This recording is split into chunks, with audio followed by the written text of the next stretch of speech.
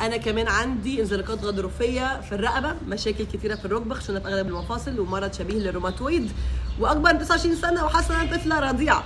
فمبدئيا انت مش كبيره، واغلب الستودنتس اللي انا بمرنهم من اكبر من 30 لاواخر الاربعينات واكبر من كده كمان، وكلهم اول مره يتمرنوا كلهم عندهم مشاكل في المفاصل، وقدروا ان هم يغيروا صحتهم وحالتهم بالرياضه.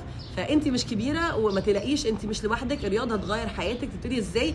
احسن حاجه تبتدي مع كوتش يكون بيعمل لك بروجرام مناسب للكيس بتاعتك.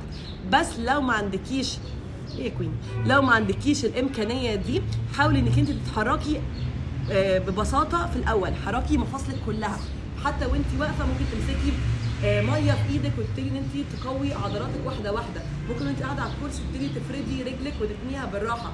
ممكن وانت واقفه في مكانك تعملي اطالات بسيطه لجسمك كله. ابتدي بالراحه، حتى لو انت تنزلي تتمشي، ابتدي اي حركه